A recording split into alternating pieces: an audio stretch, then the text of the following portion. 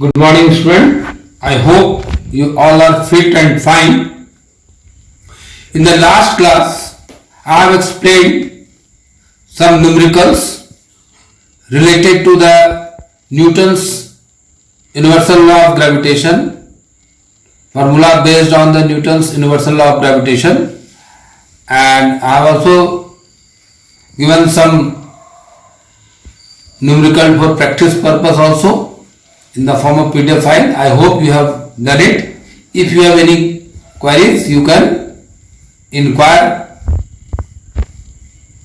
during the question answer period or when the window is open for you for the queries. Now, the next topic of this chapter is related to the Kepler's laws of planetary motion. Kepler's laws of planetary motion. Kepler has given three laws. One by one I will be explaining to you. Here the first law, Kepler's first law is that every planet revolves around the sun in an elliptical orbit with the sun situated at any one of the foci of the ellipse. Once again I am explaining. Kepler's first law says that every planet revolves around the sun in an elliptical orbit with the sun situated at any one of the foci of the ellipse. Here see,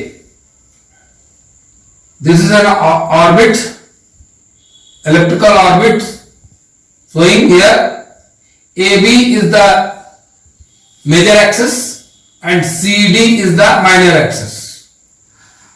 And here it is telling every planet, all the planets revolve around the sun in an elliptical orbit, and on the major axis there is a two focal point is there.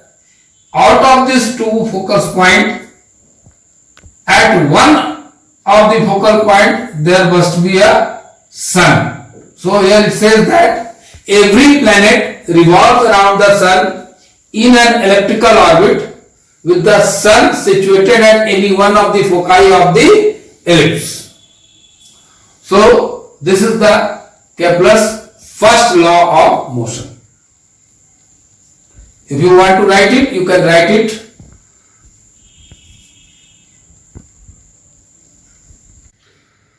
Now, here let us see the Kepler's second law of planetary motion. In this second law, Kepler says that in an elliptical orbit of the planet, the line joining the center of the planet to the center of the sun sweeps equal areas in equal interval of time.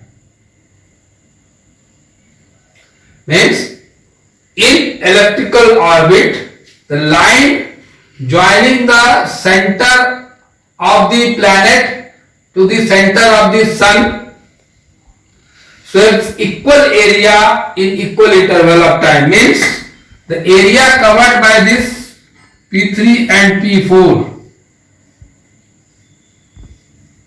must be equal to the area covered by this planet in equal interval of time, P1 and P2.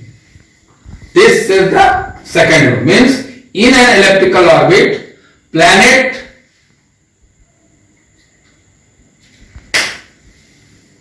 the line joining the center of the planet to the center of the sun sweeps equal area in equal interval of time. See here, it means aerial velocity of the planet around the sun is constant. The sun which is one of the foci of the elliptical orbit. If the time of travel of planet from P1 to P2 is same as that of from P3 to P4, then according to this law, the area covered by this must be equal to this. Second law of planetary motion, Kepler's second law of planetary motion. Now let us see the third law of Kepler's planetary motion. Now before this I have explained about the Kepler's second law. Now before explaining the third law, I would explain little bit more related to the second law, that I have told you that when a planet's revolving around the elliptical orbit at which the sun is one of its focus, it shifts equal area. It means that this one P1, P2, P3, P4. It means that the planet, when it is closer to the sun, their speed is greater. The planet which is closer to the sun has greater speed in comparison to the planet which is farther away from the sun. This shows that as per second law, that planet does not move with a constant speed in an elliptical orbit around the sun. So this was the second law. Now what does the third law says? Let us see. According to the Kepler's third law, the square of time period of revolution of a planet around the sun is directly proportional to the cube of semi-major axis of elliptical orbit. Means the square of time period. Let the time period be taken as T, and directly proportional to the cube of semi-major axis, means semi-major axis, that is taken as R. As per third law, the square of time period of the revolution of a planet around the sun, means T square, is directly proportional to the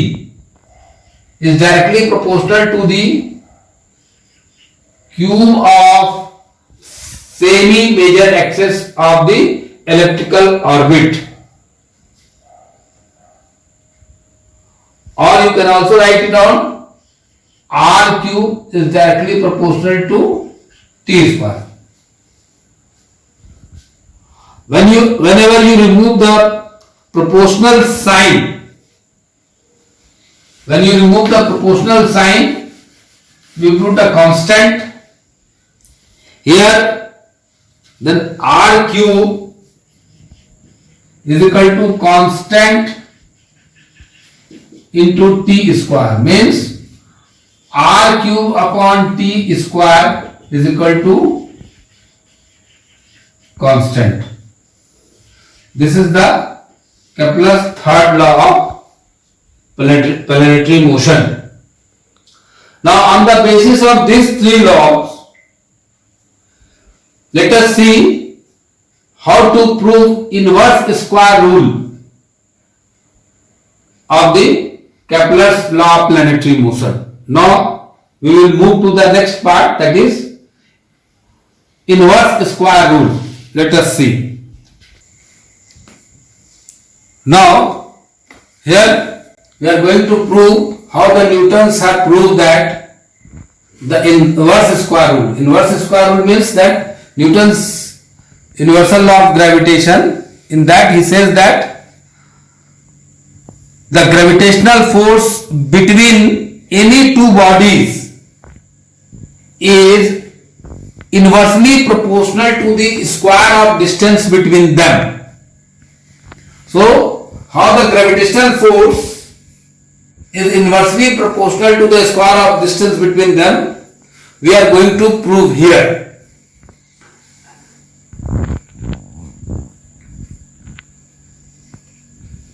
Inverse square rule says that the gravitational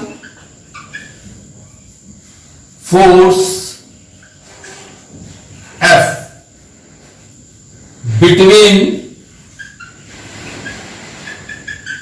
any two bodies is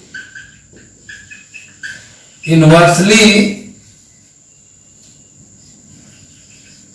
proportional to the square of the distance, that is R, between them. That is F is inversely proportional to 1 by R square. I have to prove this one. Now let us see how to prove F is inversely proportional to R square. Let us see now. Newton assumed that the orbit of a planet around the sun is circular. And actually you have seen that the orbit of the planet is elliptical, but for the proving this they considered that the planet is revolving around the circular orbit. So as per assumption, the force required to maintain the planet in a circular orbit is the centripetal force. Means the force which is required to maintain the planet revolve around the sun, that force is centripetal force. Newton postulated that this force is provided by the gravitational pull of sun and the planet. Sun and on the planet. Gravitational pull of the sun on the planet. Due to this gravitational pull between the sun on the planet provides a gravitational force. That gravitational force is the centripetal force acting between the planet and the sun, and which makes the planet to revolve around the sun. So when a body moves in a circular orbit, then the centripetal force F is equal to mv square by r. F is equal to mv square by r.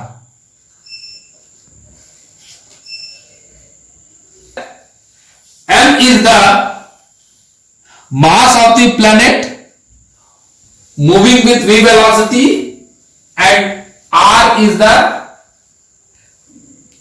radius, where m is the mass of the planet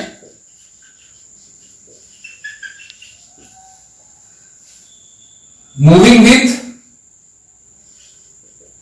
speed v. V is the speed and r is the radius of the planet. If time t is the time period, if time t is the time period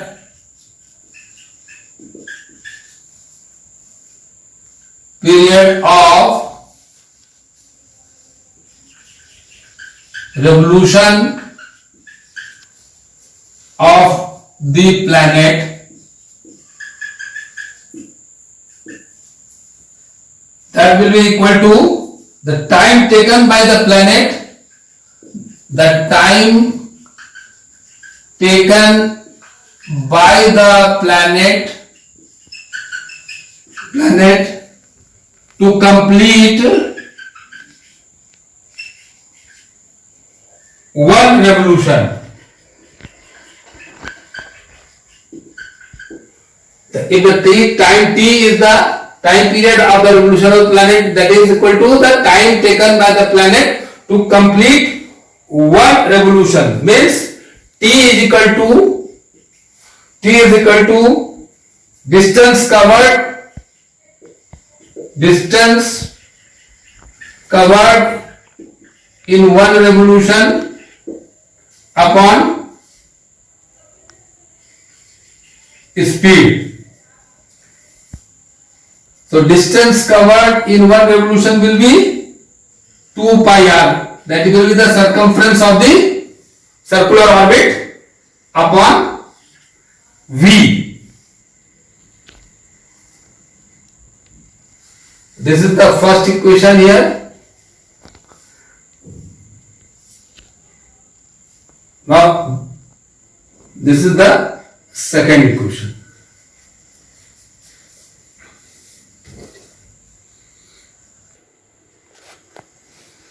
Now t is equal to 2 pi r upon v, or you can write it v is equal to 2 pi r upon t, or v square. You square both sides. What you will get? That will be equal to 4 pi square r square by t square. Now we will substitute the value of v square in equation first. What we will get? F is equal to m upon r into 4 pi square r square upon t square. Now here we will rearrange this. That is f is equal to 4 pi square m. Here r is cancelled. It will remain r upon t square.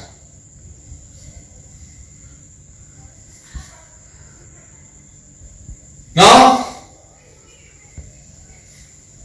mass of the planet is constant and 4 pi square is also a constant value. So here instead of this we can write F is equal to constant into r upon t square. Now what we will do? You multiply and divide both sides with r square. Multiply also and divide also by r square.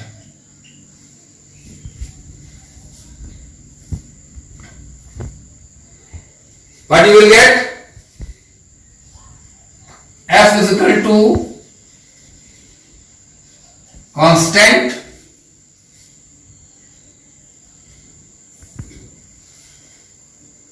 into r cube upon t square into 1 by r square.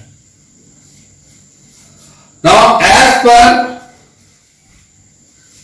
Kepler's third law of planetary motion,